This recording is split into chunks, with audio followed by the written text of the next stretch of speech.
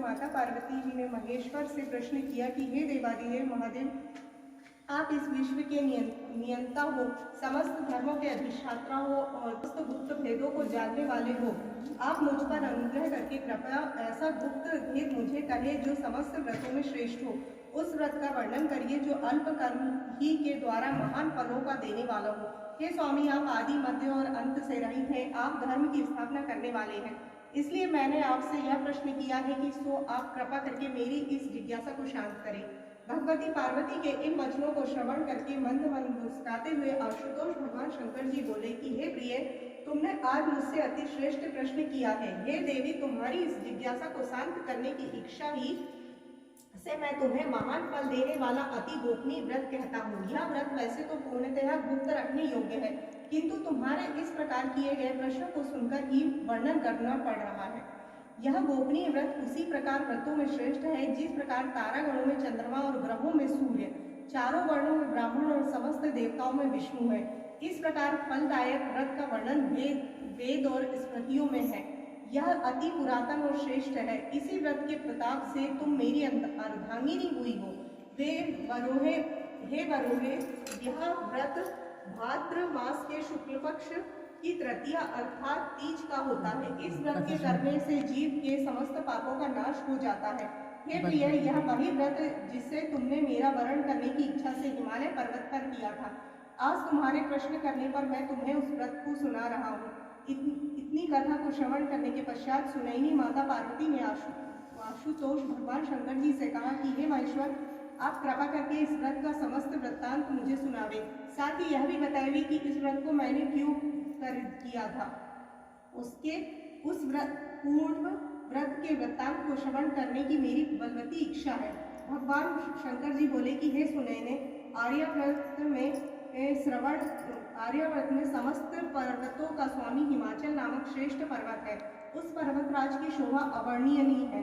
उसके चारों ओर अनेक प्रकार की भूमि तथा वहाँ के नाना प्रकार के वृक्ष सुशोभित है। वहाँ अनेकों सरोवर हैं, अनेकों पर्वत कंदराएं हैं, उपत्यकाएं हैं। उस पर्वत पर विभिन्न प्रकार के पशु निवास करते हैं। वहाँ अनेकों गंधर्व, सिंह, चारण तथा यक्ष वास करते हैं। वे सब नाना प्रकार की किलोलों करते हैं और विभिन्न प्रकार के विलास रचाते फिरते हैं। उस पर्वतराज का मस्तक श्रेष्ठ मणियों, स्वर्ण, रत्न आदि से विभूषित है। उसकी मित्रता आकाश से है और यही कारण है कि वह आकाश को अपने हाथों अर्थात शिखरों पर साधे रहता है।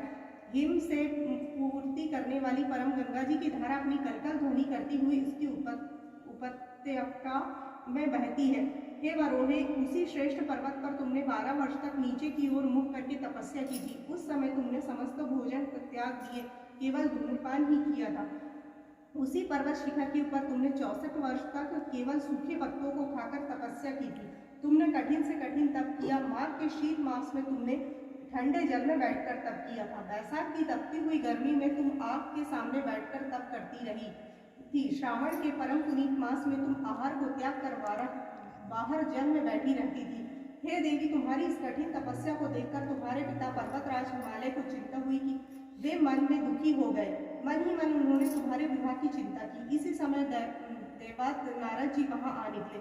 नारद जी ने भी तुम्हारी तपस्या को देखा। कन्या के दुख से दुखी हिमाचल ने नारद जी को यथेष्ट सम्मान किया और तब बोले कि हे देवर्षि, आप इस समय किधर से आ रहे हैं? मैं अति भाग्यशाली हूँ जो आपने पवित्र चरण कमलों से मेरे इस ग्रह को पवित्र कर दिया है। हिमाचल के उन दीन वचनों को श्रवण करके नारद जी बोले कि हे पार्वतराज, इस समय मैं विष्णु लोक से आ रहा हूँ। भगवान विष्णु को तुम्हारी पुत्री के इस महान तप का पता लग गया है। इसी कारण उन्होंने मुझे तुम्हारे पास यह संदेश लेकर भेजा है कि तुम अपनी इस कन्या को श्रेष्ठ वर को ही देना। वैसे तो तुम स्वयं ही जानते हो कि अखिल विश्व में भगवान विष्णु के समान कोई नहीं है। ब्रह्मा और शिव भी उनके समान नहीं है। इसलिए मेरी सम्मति यही है कि आप पार्वती का विवाह विष्णु जी के साथ करें तो उत्तम रहेगा। हिमाचल ने कहा कि हे मुनि, यदि स्वयं भगवान विष्णु ही मेरी कन्या पार्वती को वरण करना चाहते हैं, इसी कारण उन्होंने यहाँ भेजा है, तो इसमें उत्तम और क्या बात हो सकती है। मैं भगवान विष्णु को ही अपनी कन्या दूंगा। हिमाचल के इन वचनों को श्रवण करके नारद जी आकाश मार्ग द्वारा चले गए। वे तुरंत ही पीताम्बरधारी, शंख चक्र गदा पद्म से विभूषित कमल नयन भगवान श्री विष्णु के सम्मुख जाकर बोले कि हे देव, आपके विवाह की चर्चा मैंने हिमवान से जाकर की थी। उन्होंने पार्वती जी का विवाह आपके साथ करना तय कर लिया है। नारद जी की इस बात को सुनकर भगवान विष्णु मुस्कुराकर चुप रहे। उधर हिमाचल ने अपनी पुत्री पार्वती जी के पास जाकर कहा कि हे पुत्री, मैंने तेरा विवाह समस्त देवताओं में श्रेष्ठ विष्णु से करना निश्चित किया है। अब तुझे प्रसन्न हो जाना चाहिए। पिता के इन वचनों को सुनकर पार्वती मूर्छित होकर पृथ्वी पर गिर पड़ी। जब उसे चेत हुआ तो वह अपनी प्रिय सखी के घर चली गई। सखी ने जब पार्वती जी को इस प्रकार दुख से कातर देखा तो वह बोली कि हे पार्वती, तेरा मन दुख से व्यथित क्यों हो रहा है? तू मुझसे अपने हृदय की दशा वर्णन कर, मैं अवश्य ही तेरा दुख दूर करने का उपाय करूंगी। सखी के इन शब्दों को श्रवण कर पार्वती जी ने कहा कि सखी, मेरे पिता ने नारद जी से कहा है कि वे मेरा विवाह विष्णु जी से करने को तैयार है, किंतु वास्तविक बात यह है कि मैं शंकर भगवान को अपना पति मान चुकी हूँ। यदि पिताजी विष्णु जी से मेरा विवाह रचाना चाहेंगे तो मैं अपने धर्म की रक्षा करने की इच्छा से अपने इस शरीर को अवश्य ही त्याग दूंगी। पार्वती जी के इन वचनों को सुनकर सखी ने विचार किया कि तब वह बोली कि पार्वती, तू अपने हृदय में दुख मत कर, मैं तुझे ऐसी युक्ति बताती हूँ जिसके द्वारा तेरा विवाह निश्चय ही शंकर जी से होगा।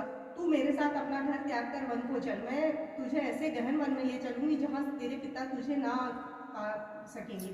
पार्वती जी ने अपनी सखी की उस सलाह को मान लिया और वह उनके साथ एक भयानक जंगल में जा पहुंची। हिमाचल को जब यह बात पता चली कि पार्वती जी घर से गायब हो गई है तो उन्होंने अपने मंत्रियों और सरदारों से सलाह की। पार्वती जी की खोज में उसने चारों ओर दूत दौड़ा दिए, किंतु हिमाचल की समस्त चेष्टाएं बेकार हो गई। पार्वती जी को वे लोग किसी भी प्रकार ढूंढकर ना ला सके। तब शोकातुर होकर हिमाचल मूर्छित होकर पृथ्वी पर जा गिरे।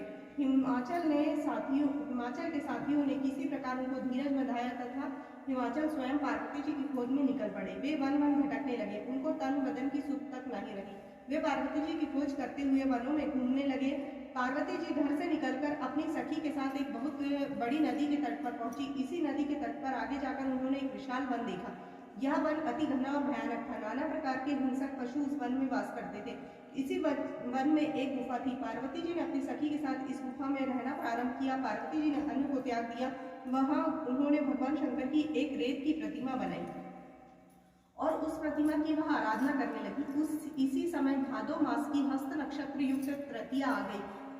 पार्वती जी ने उस दिन भी शंकर जी का विधिवत पूजन किया, रात भर जागरण किया और शिव लीलाओं का वर्णन किया।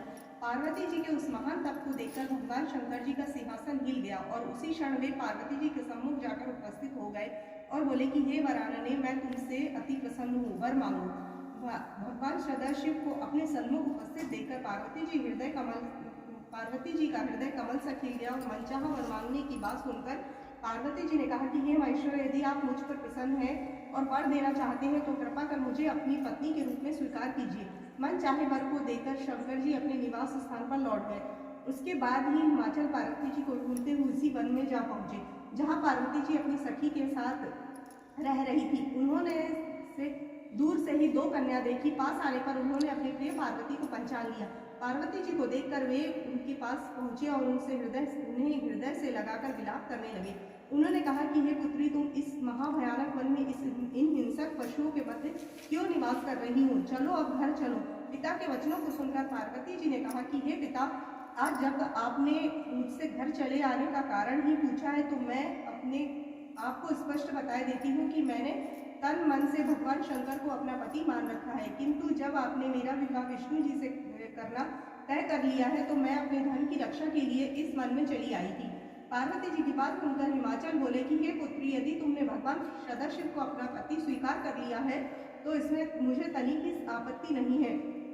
तुम लौटकर घर चलो, मैं तुम्हारी इच्छा के विरुद्ध कोई भी काम नहीं करूंगा। पार्वती जी के पिता के साथ लौट आई और वहां हिमवाल से पार्वती जी का विवाह शिव जी के साथ कर दिया। सूत जी बोले कि हे ऋषि वरुण, इतनी कथा सुनने के बाद भगवान सदाशिव ने माता पार्वती से कहा कि हे वरुण, उस व्रत के प्रताप से ही तुमने मुझे प्राप्त किया था। उस समय से अब तक मुझे किसी के आगे इस व्रत का प्रताप वर्णन करने का अवसर नहीं मिला था। आज वह गुप्त भेद मैंने तुम्हारे सामने वर्णन किया है। जगत जननी पार्वती जी ने प्रश्न किया कि हे भगवान, आप कृपा करके मुझे यह बताना का कष्ट करें कि इस व्रत का नाम हरितालिका व्रत किस प्रकार हुआ। शिव जी बोले कि क्योंकि तुमको तुम्हारी सखी हरण करके ले गई थी, इस कारण हरत अली मिलकर इस व्रत का नाम भी हरितालिका पड़ गया। पार्वती जी ने प्रश्न किया कि हे महेश्वर, अब आप कृपा करके इस व्रत को करने की विधि बताएं। यह भी बताएं कि इस महान व्रत के करने से किस प्रकार के फलों की प्राप्ति होती है। शिव जी बोले कि हे वरानने, यह व्रत कन्याओं के लिए श्रेष्ठ है। जो कन्याएं उत्तम वर की प्राप्ति चाहती हैं वे इसको अवश्य करें। जो स्त्रियां अचल सुहाग चाहती हैं वे इस व्रत की विधि पूर्वक करें। उनकी मनो इच्छा की पूर्ति करने वाला इससे उत्तम और कोई व्रत नहीं है। केले के खंभों का मंडप बनावे, उस मंडप में शिव पार्वती की प्रतिमाओं की स्थापना करे, धूप दीप चंदन आदि से उस स्थान को युक्त करे, प्रतिमा को स्नान करावे, वस्त्र धारण करावे, चंदन लगावे, फूल माला पहनावे, धूप दे, दीप जलावे, उत्तम पुष्प और उत्तम फल निवेदन करे, नैवेद्य लगावे और रात्रि में जागरण करे, ब्रह्मचर्य व्रत धारण करे। व्रत के दिन शिव लीला को पढ़े अथवा श्रवण करे। मन में ओम नमः शिवाय इस श्रेष्ठ मंत्र का जाप करें और एकाग्रचित्त होकर प्रार्थना करें। ब्राह्मण को गौ वस्त्र दक्षिणा देकर प्रसन्न करें। भोर होते ही पूजा की सामग्री को एकत्रित करके नदी में प्रवाहित करें। जो इस प्रकार इस व्रत को करते हैं वे श्रेष्ठ फल पाते हैं। कन्या को मनचाहा पति मिलता है और स्त्री को अचल सुहाग प्राप्त होता है। यह व्रत समस्त पापों को नष्ट करता है, इसमें संशय नहीं है।